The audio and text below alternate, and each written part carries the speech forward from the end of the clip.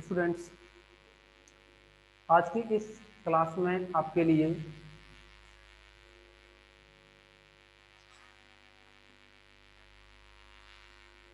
Cauchy Riemann समीकरण के बारे में हम डिस्कस करेंगे।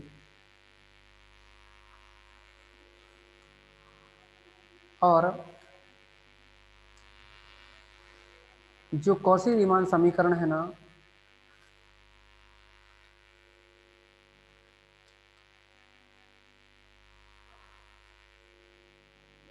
अच्छा एक बात और बताएं आपको, जो विश्लेषिक फलन है। गुड आफ्टरनून सभी के लिए। अच्छा ये बताओ, विश्लेषिक फलन जो था इसके बारे में कुछ बताया क्या आपके लिए?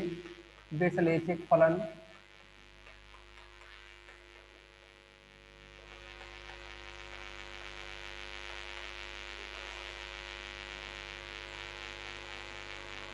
तो यहाँ पहले हम विश्लेषिक फलन के बारे में डिस्कस करेंगे और फिर आपके लिए कौशी रीमान समीकरण उनको डिस्कस करेंगे।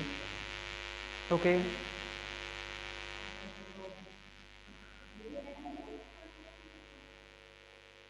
तो देखिए, विश्लेषिक फलन क्या होता है? कोई भी एक मानीय फलन जो कि किसी प्रांत डी के प्रत्येक बिंदु पर परिभाषित एवं अवकलनीय है। मैन होता है डिफाइन होने से, परिभाषित हो और अवकलनीय हो। तो यानी ये कह सकते हैं हम, एक एकमानी फलन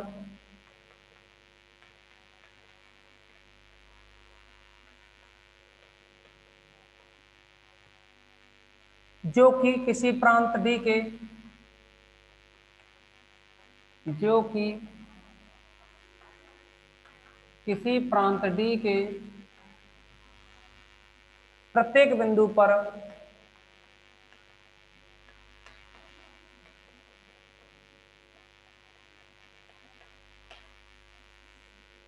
परिभाषित एवं अवकलनीय है।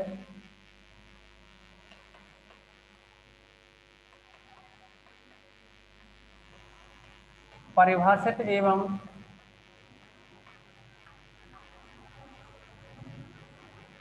अवकलनीय हो।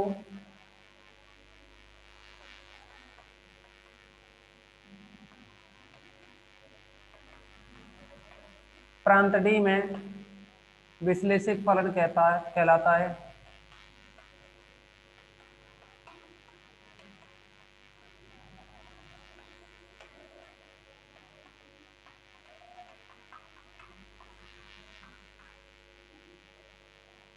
दूसरा, इसको हम किसी बिंदु के फॉर्म में भी डिफाइन करें। एक फलन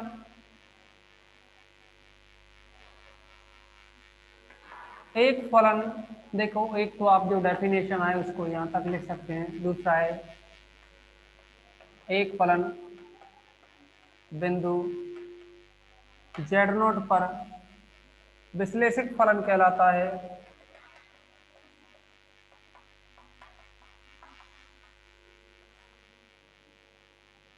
विश्लेषिक फलन कहलाता है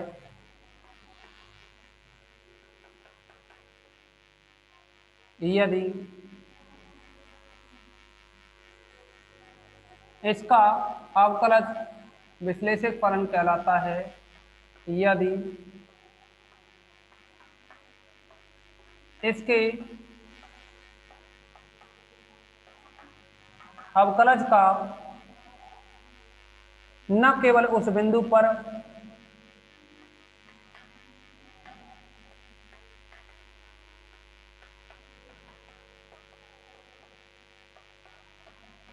बल्कि उस बिंदु के प्रतिवेश में भी अस्तित्व हो।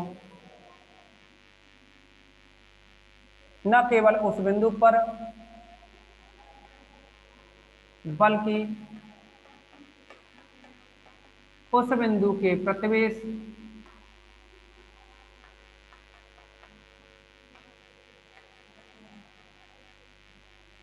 में भी अस्तित्व हो।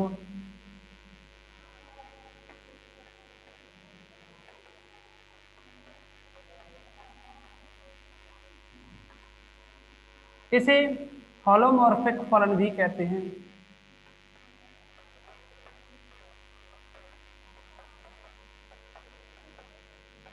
होलोमॉर्फिक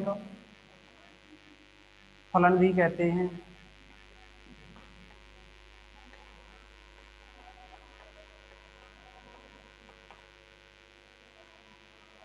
तो स्टूडेंट्स, जैसा कि आपको बताया हमने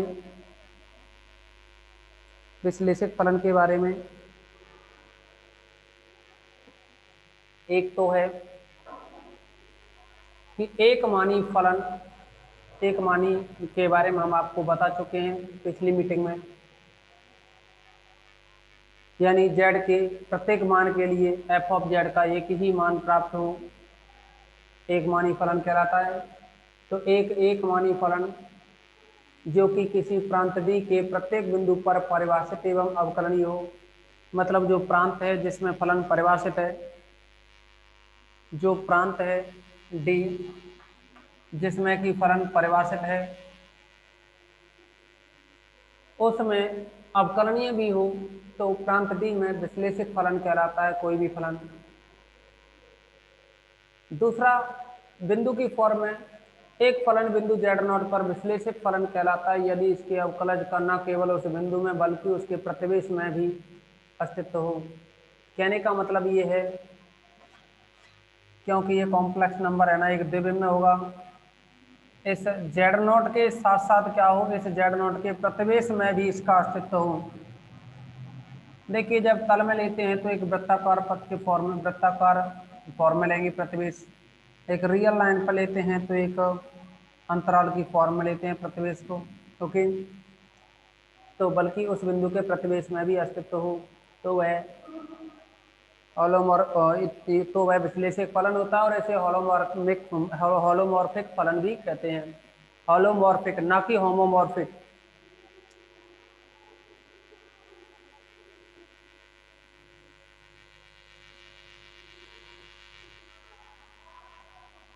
तो यहां मेन जो बात है विश्लेषक की, शॉर्ट में अगर याद रखें विश्लेषक क्या होता है, कुछ नहीं, शॉर्ट में याद रखो। देखो, कोई फलन अवकलनीय होगा तो उससे पहले परिभाषित तो होगा ही होगा। तो हम शॉर्ट में जैसा कि कहें कि कोई भी फलन है ना विश्लेषक हो, इसके लिए क्या होना चाहिए, वह फलन अवकलनीय होना चाहिए। ओके, यानी विश्लेषक होने के लिए फलन को क्या होना चाहिए, अवकलनीय। तो यहां हम मैंने जो बात है उसको आप दिमाग में रखेंगे, और अगर डेफिनेशन एग्जाम में आती है तो आप एक नंबर में इसमें से ऊपर वाली डेफिनेशन को नोट कर दोगे। अब देखिए, इसमें एफ ऑफ जेड के विश्लेषक होने के लिए आवश्यक प्रतिबंध, कोई भी फलन है एफ ऑफ जेड, वो है विश्लेषक होगा, इसके लिए क्या कंडीशन होनी चाहिए। तो एक तो होती है आवश्यक प्रतिबंध और एक होता है पर्याप्त प्रतिबंध, लेकिन आप पहले अब आवश्यक प्रतिबंध के बारे में ही चर्चा करेंगे। पर्याप्त प्रतिबंध वैसे तो एग्जाम में पूछा नहीं जाता है, फिर भी आपको करा दिया जाएगा, ठीक है ना, लेकिन वो लास्ट में कराएंगे। तो एफ ऑफ जेड के विश्लेषक फलन होने के लिए आवश्यक प्रतिबंध, एफ ऑफ जेड के विश्लेषित होने के लिए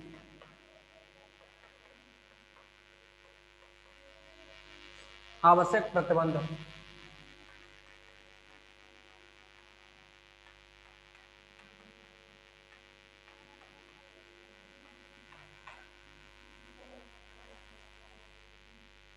और ये प्रमेय बनती है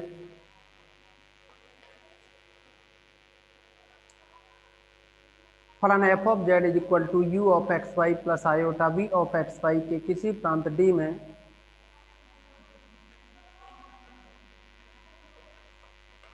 फलन F of Z is equal to U of x Y plus iota V of x Y के किसी प्रांत डी में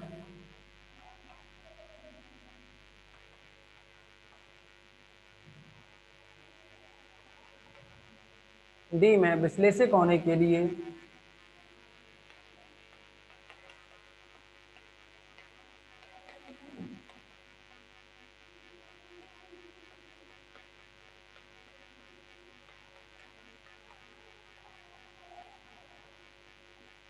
आवश्यक प्रतिबंध है कि उस प्रांत में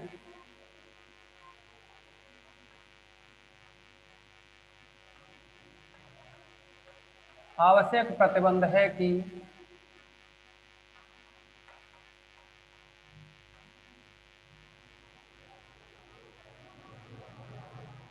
उस प्रांत में स्मॉल यू तथा भी कॉची रीमान समीकरण संतुष्ट करते हैं। प्रतिबंध है कि उस प्रांत में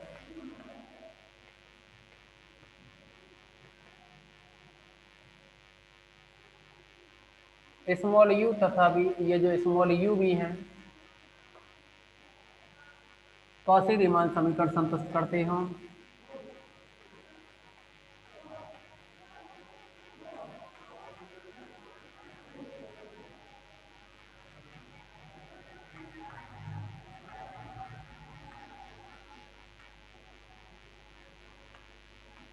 अर्थात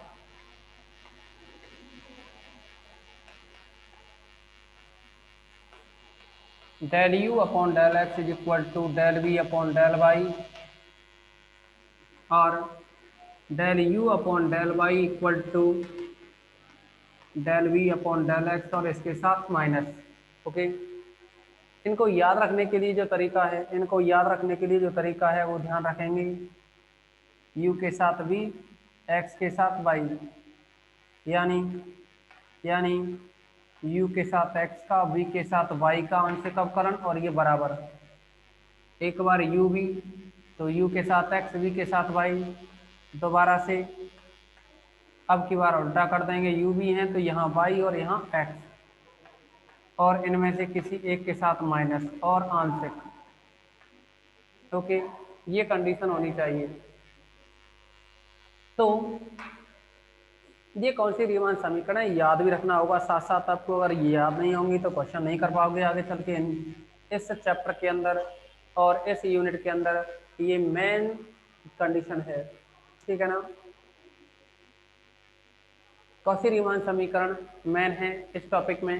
अब देखिए, यहाँ सॉल्व करने के लिए आपके लिए विश्लेषक दे रखा है। कहा है कि एफ ऑफ जेड किसी प्रांत डी में विश्लेषक है, तो उसके लिए ये कंडीशन सेटिस्फाई होनी चाहिए। तो क्योंकि फलन एफ ऑफ जेड प्रांत डी में विश्लेषक है, तो इसका मतलब प्रत्येक बिंदु पर अवकलनीय होगा, या हम ये कह दें एफ डैश जेड है विद्यमान होगा। एफ डैश जेड का मतलब अवकलनीय से ही होता है, तो अवकलनीय है तो इसका मतलब एफ डैश जेड विद्यमान होगा। और विद्यमान होगा तो चाहे आप एक्स अक्ष के अनुदिश चलो, जैसा कि हमने कल की मीटिंग में बताया था कि एक्स अक्ष के अनुदिश चलें और वाई अक्ष के अनुदिश चलें तो फिर मान बराबर नहीं आते हैं। लेकिन यहाँ ऐसी कंडीशन नहीं होगी, चाहे आप एक्स अक्ष के अनुदिश चलो या वाई अक्ष के अनुदिश चलो, सदैव मान समान होंगे, क्योंकि फलन विश्लेषक है। और जब विश्लेषक है तो फिर आप जानते हैं कि जो फलन विश्लेषक है तो वह अवकलनीय हो तो 100% होगा, अवकलनीय तो वह 100% होगा। ओके स्टूडेंट्स, तो अब हम यहाँ बात करेंगे इसके प्रूफ के बारे में।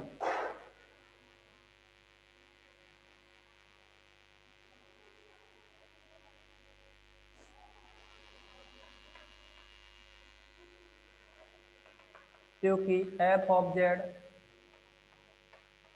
अपने प्रांत में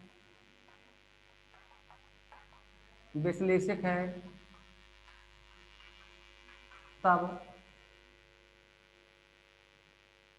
यह अवकलनीय भी होगा।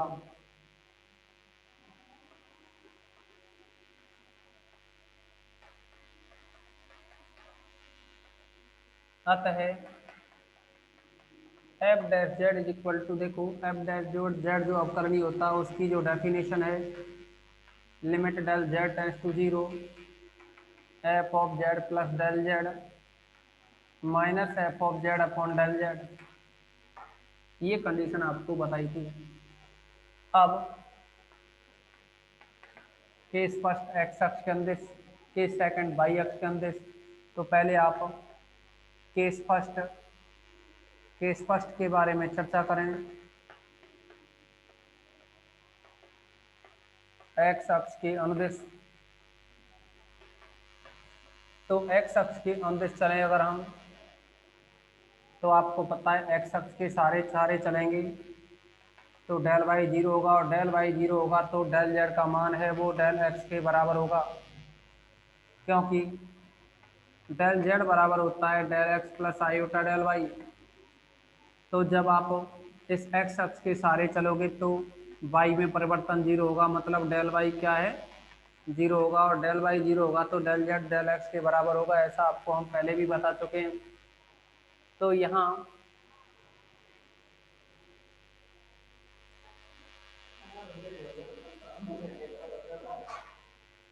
एक्स अक्ष के अंदर से डेल वाई की वैल्यू क्या है, जीरो है, और जीरो है तो देखेंगे आप एफ डैश जेड, इसका मान जो है limit del Z tends to zero F of Z plus del Z minus F of Z upon में डेल जेड। तो आप इसमें देखेंगे कि एफ ऑफ जेड की जो वैल्यू है वो u of x Y plus iota B of x Y है, you of x Y plus iota B of x Y है। जब आप एक्स अक्ष के अंदर चलेंगे, जब आप एक्स अक्ष के अंदर चलोगे तो डेल वाई यानी वाई में परिवर्तन नहीं होगा, वाई में परिवर्तन नहीं होगा तो आप F of Z plus del Z निकालें एक्स अक्ष के अंदर, तो केवल एक्स में ही परिवर्तन होगा। तो आप इसको लिखोगे X plus del x comma Y, X plus del x comma Y plus iota V x plus del x comma Y. Okay, X अक्ष के अंदर चल रहे हैं तो ओनली एक्स में ही चेंजिंग होगा, एक्स में ही चेंजिंग होगा। तो आप यहाँ रख सकते हैं मान, यानी ये बना implies F dash Z is equal to Z की जगह आप डेल एक्स लिखोगे, डेल जेड की जगह डेल एक्स, यानी डेल जेड की जगह डेल एक्स लिखा और F of Z plus del Z है, जिसका मान आपको इधर साइड में लिखा हमने U of X plus del x comma Y. X के अंदर चल रहे हो तो ओनली एक्स में ही परिवर्तन होगा, बाई तो कांस्टेंट रहेगा, बी एक्स में ही परिवर्तन होगा, ये बाई है वो कांस्टेंट रहेगा। तो यानी आप लिखोगे यहाँ U X plus del x comma Y plus iota V x plus del x comma Y, ये तो लिख दिया हमने F of Z plus del Z का मान। ओके, ये तो हो गया F of Z plus del Z का मान लिख दिया माइनस में, अभी माइनस में एफ ऑफ जेड और है, तो यहाँ जो एफ ऑफ जेड की वैल्यू है, इस एफ ऑफ जेड की वैल्यू है अपने पास वो है F of Z is equal to U X Y plus iota B X Y, U of x Y plus iota V of x Y. Okay students, साथ में डेल जेड है, del Z की जगह आप लिख रहे हो डेल एक्स, क्योंकि एक्स अक्ष के अंदर डिस्कस कर रहे हैं। अब आप ये बताइए यहाँ तक क्या किसी भी स्टूडेंट को कोई डाउट्स है, कंफर्म कराएं थोड़ा। अरविंद, भारती, सनी, भावना, हेमंत, बोलो कुछ तो बोलो भाई, कोई प्रॉब्लम है क्या। पंकज, मीणा, चंद्रशेखर, ठीक है आगे बढ़ते हैं। हम्म,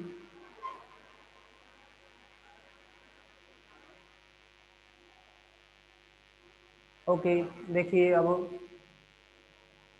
एक्स अक्ष के अंदर की बात की तो एक्स अक्ष के अंदर क्या है, डेल वाई जीरो होगा। एक्स अक्ष के अंदर चलोगे ना, यहाँ आप इस एक्स अक्ष के सहारे चलोगे तो आप देखोगे केवल एक्स में ही परिवर्तन होगा, जो भी बदलाव होगा वो एक्स में होगा।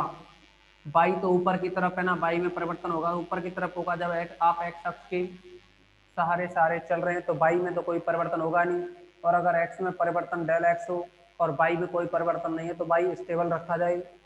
जैसे कि यहाँ F of Z plus del Z की बात कर रहे हैं तो एफ ऑफ जेड की वैल्यू ये है और F of Z plus del Z है, लेकिन एक्स अक्ष हम जिस चल रहे हो तो ओनली एक्स में परिवर्तन होगा। माना एक्स में डेल एक्स परिवर्तन है तो एक्स की जगह X plus del x comma Y plus iota V, X की जगह X plus del x comma Y. ठीक है ना। ये तो हो गया यहाँ तक कितना, F of Z plus del Z का मान हो गया यहाँ तक minus F of Z. F of Z की वैल्यू ये है, इसको लिख दिया। अपॉन में डेल जेड की जगह क्या लिख दिया, डेल एक्स, क्योंकि एक्स अक्ष से हम डेल जेड का मान किसके बराबर है, डेल एक्स के बराबर है। ओके स्टूडेंट्स, अब देखिए यहाँ आप क्या करेंगे, इसको अलग अलग करें। इसको कुछ इस तरह से लिख सकते हैं आप, del x tends to zero, और ये है you of X plus del X, U of X plus del x comma Y, यानी रियल पार्ट एक तरफ लिख रहे हैं minus U of x Y, minus U of x Y, और डेल एक्स का अलग से भाग भी लगा रहे हैं। फिर देखिए एक तो ये टर्म आयोटा वही आयोटा बी, और एक यहाँ बनेगी माइनस आयोटा बी, तो इनमें से आयोटा कॉमन ले लिया, आयोटा कॉमन ले लिया, और डेल एक्स का अलग से भाग भी लगाना है। तो आप देखेंगे यहाँ v of X plus del x comma Y, V of X plus del x comma Y minus V of x Y, यहाँ जो आयोटा था ना उसको बाहर किया, और इस पर अलग से लिमिट भी लगाओ, limit del x tends to zero, limit del x tends to zero. एक आपको कुछ नया बताते हैं जो कि फर्स्ट ईयर में पढ़ रखा है वैसे आपने, कि del F upon del X जो कि आंशिक अवकलन करते हो ना, तो ये होता है x plus del x comma Y minus F of x Y upon में डेल एक्स, और यहाँ लिमिट और होती है del x tends to zero. ऐसे ही del F upon del y की बात करें हम, तो ये बनता है वाई में परिवर्तन, तो एक्स ऐसे ही रहेगा Y plus del Y minus F of x Y upon में डेल वाई, और यहाँ लिमिट होती है del Y tends to zero. क्या याद है आपको ये आंशिक अवकलन फर्स्ट ईयर में? बोलिए, क्लियर है ना? थोड़ा बहुत माइंड में आया हो? मनोज कुमार, हाँ तो जैसा कि हमने बताया आपको कि ये बीएससी पार्ट फर्स्ट ईयर में है, तो इस अवकलन के अकॉर्डिंग आप देखोगे यहाँ u है अपने पास, तो यहाँ क्या है, बस f है। f है तो देखेंगे वो del F upon del x कह रहे हैं, तो ये फिर del you upon del x होगा, del you upon del x plus iota, और आप देखोगे ये v है, we x plus del x, तो यहाँ जो f है ना उसकी जगह v है। देखो F X plus del x comma Y minus F of x Y है, तो यहाँ क्या है, we x plus del x, और माइनस का वी ऑफ एक्स, देखो X plus del x comma Y minus V of x Y upon del X है। तो इसको आप लिख सकते हो, इसको आप लिख सकते हो v का x के सापेक्ष परिवर्तन, तो इसे लिखेंगे iota del v upon del X. एक और बात स्टूडेंट्स, ये क्या है, एफ डैश जेड के इक्वल चल रहा है, ठीक है ना। और तो आप इसको समीकरण नंबर 1 डाल सकते हैं। अभी इसी तरह से आप क्या करेंगे कि जो बाई अक्ष है ना उसके अंदर चलेंगे, बाई अक्ष के अंदर चलेंगे, तो क्योंकि आप एक्स अक्ष के अंदर निकालें तो उसका अवकलज फलन का, या फिर बाई अक्ष के अंदर निकालें विश्लेषक है तो अवकलन ही होगा, अवकलन ही होगा, तो चाहे आप एक्स अक्ष के अंदर निकालो या बाई अक्ष के अंदर निकालो या किसी और लाइन के सारे निकालो, तो अवकलन समान होगा ना। और अवकलन समान होगा तो उसी कंडीशन को लगाएंगे। पहले हमने यहाँ ये समीकरण 1 बनाया, इसी तरह से हम बाई अक्ष के अंदर की बात करेंगे सेकंड केस में, कि सेकंड हमें ये कौशी रीमान समीकरण है ना इनको प्रूव करना है, तो इसे प्रूव करने के लिए केस सेकंड का यूज करेंगे। अब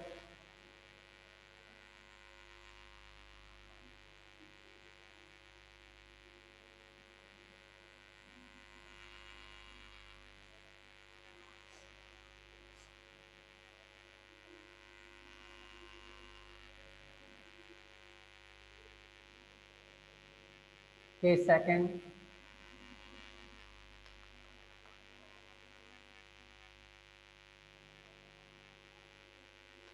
वाई अक्ष के अनुदिश या फिर काल्पनिक अक्ष के अनुदिश,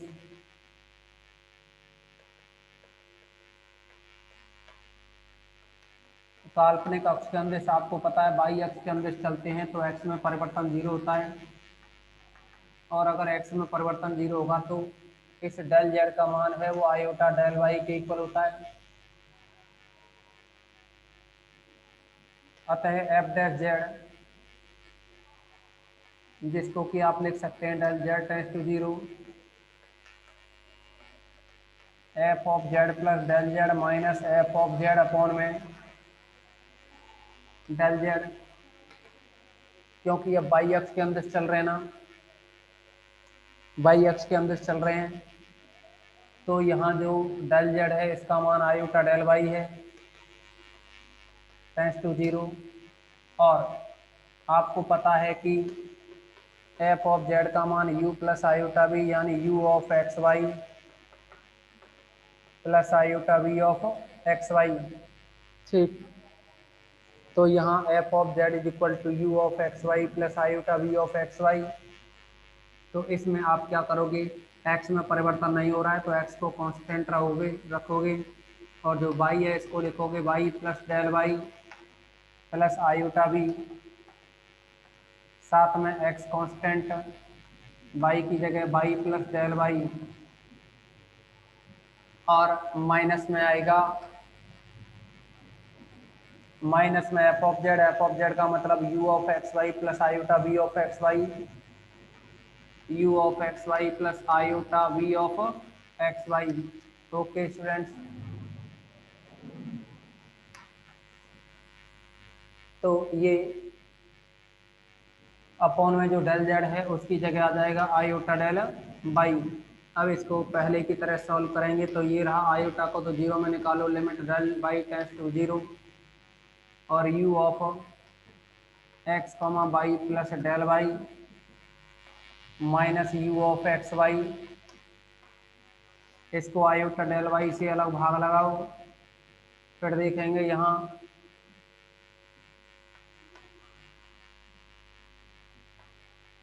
आयोटा बी और यहाँ माइनस आयोटा बी, तो दोनों में से आयोटा को कॉमन लें और limit del Y tends to 0 लगाएं, तो यह बनेगा B of X comma Y plus del Y minus iota B of x Y, तो आयोटा तो कॉमन ले लिया, यहाँ बचेगा B of x Y. Okay, upon में आप भाग लगाओगे आयोटा डेल वाई से। बताइए यहाँ तक किसी भी स्टूडेंट को कोई डाउट तो नहीं? बताइए किसी भी स्टूडेंट को कोई डाउट तो नहीं है यहाँ तक?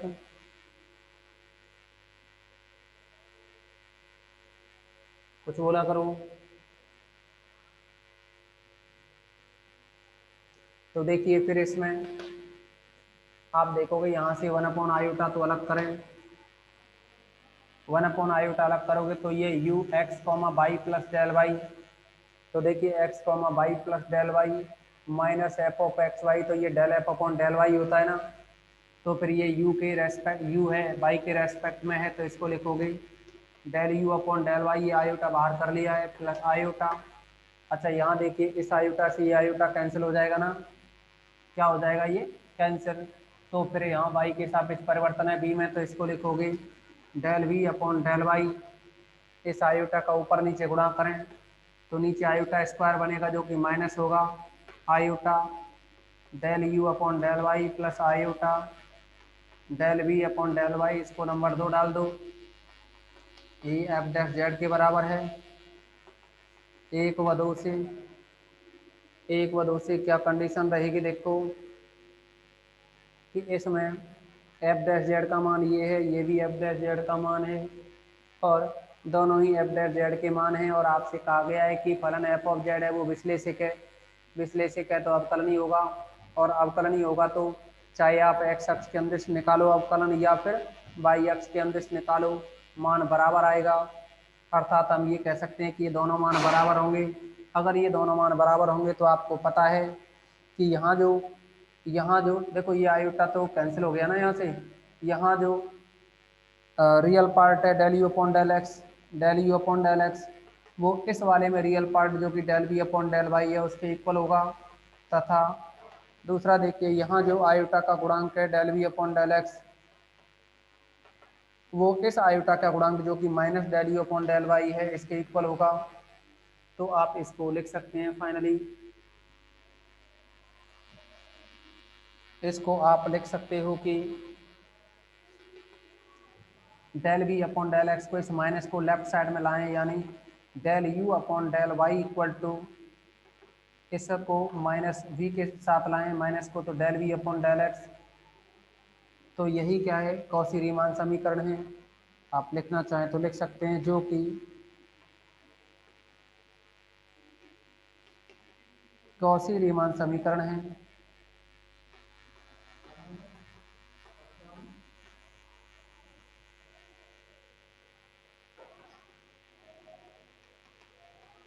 तो स्टूडेंट्स, आप इस क्लास पे पहले इसका स्क्रीनशॉट लें और इसके बाद आप इस क्लास को रिविजन करोगे। ओके।